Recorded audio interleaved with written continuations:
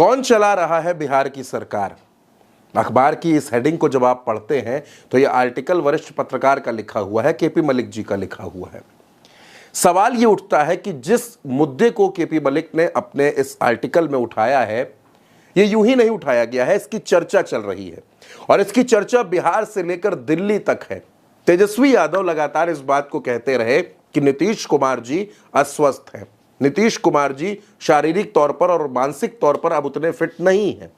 प्रशांत किशोर भी इसी बात को कहते हैं कि नीतीश कुमार अस्वस्थ हैं।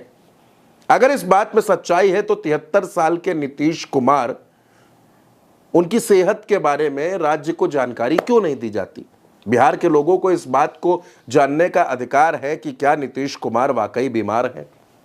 यह सवाल इसलिए भी उठता है कि बीते कुछ वक्त से नीतीश कुमार का सार्वजनिक कार्यक्रमों में कम जाना, उनकी अजीब तरह की बयानबाजियां और कुछ कार्यक्रमों में जिस तरीके की कुछ चीजें देखने को मिली, मैं आपको वो भी याद दिलाता चलूंगा, दिखाता चलूंगा। आपको याद होगा कि बिहार में पटना में एक कार्यक्रम के दरमियान जब राष्ट्रगान चल रहा था तो नीतीश कुमार किस तरीके से पहले तो स्टेडियम का चक्कर लगाने चले गए और फिर राष्ट्रगान के समय पड़ोस में खड़े अधिकारी के साथ उसका हाथ पकड़ने लगे, बातचीत करने की कोशिश करने लगे। आपको याद होगा कि जब नीतीश कुमार राष्ट्रपिता महात्मा गांधी की पुण्यतिथि के मौके पर एक कार्यक्रम में पहुंचे थे तो वहां गार्ड ऑफ ऑनर के समय वो तालियां बजाने लगे। जब विधानसभा में विधायकों के साथ, मंत्रियों के साथ तस्वीर खिंच रही थी तो तस्वीर खिंचने के बहुत देर बाद तक वो हाथ जोड़े बैठे रहे।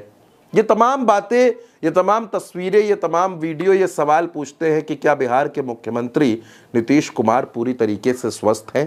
तेजस्वी यादव कहते हैं कि नीतीश कुमार की सरकार कोई और चला रहा है, नीतीश कुमार अपनी सरकार नहीं चला रहे।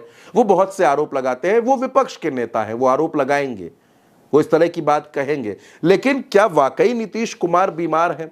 और क्या नीतीश कुमार का बीमार होना ही बाकी लोगों के लिए फायदा करवा रहा है? किसके लिए? क्या नीतीश कुमार के बीमार होने की बात को ही आगे करके जीतन राम मांझी ये बयान देते हैं कि उनको 40 सीटें लड़ने के लिए चाहिए? चिराग पासवान ये कहते हैं कि वो सारी सीटों पर प्रत्याशी उतार देंगे। चिराग पासवान बिहार में कानून व्यवस्था पर सवाल खड़े कर देते हैं। और सबसे बड़ा जो फायदा है वो भारतीय जनता पार्टी का है। जो अटल जी का सपना था कि बिहार में भारतीय जनता पार्टी का मुख्यमंत्री हो, क्या वो सपना पूरा करने का वक्त नजदीक आ रहा है? नीतीश कुमार के सभी सहयोगियों के लिए यह बिल्कुल सही मौका है जब नीतीश कुमार को राजनीति से रिटायर कर दिया जाए। आपको याद होगा नीतीश कुमार दिसंबर 2024 में आखिरी दिनों में जब महीना खत्म होने वाला था तब दिल्ली गए थे। कहा यह जाता है, बहुत कम चर्चा होती है इस बात पर, कि नीतीश कुमार उस वक्त महागठबंधन में आना चाहते थे, लेकिन उन्होंने ये शर्त रखी थी कि उनसे बातचीत सिर्फ राहुल गांधी करेंगे और राहुल गांधी और उनके बीच ये बातचीत होगी। राहुल गांधी उन्हें फोन करेंगे तब वो इस पर अपने पत्ते खोलेंगे। लेकिन राहुल गांधी ने कोई फोन नहीं किया। तेजस्वी यादव ने भी साफ कह दिया कि अब नीतीश कुमार के साथ किसी तरीके का कोई समझौता नहीं होगा, अब हम साथ साथ नहीं आएंगे। बिहार में जो चुनाव आ रहा है विधानसभा का, इस चुनाव में नीतीश कुमार के सामने कई चुनौतियां हैं। आप ये भी देख रहे हैं कि नीतीश कुमार इस वक्त घोषणाओं पर घोषणाएं करते जा रहे हैं।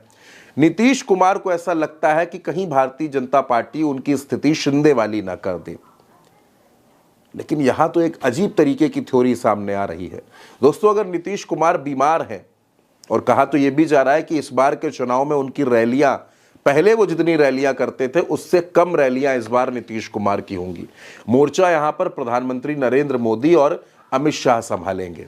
लेकिन सवाल यह है कि अगर वाकई नीतीश कुमार बीमार हैं तो आप ये मानकर चलिए कि बिहार की राजनीति में आप एक बहुत बड़ा उठापटक देखने जा रहे हैं, जो चुनाव के पहले से ही आपको दिखना शुरू हो जाएगा।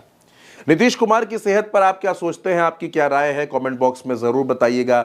चैनल को सब्सक्राइब कीजिएगा। नमस्कार।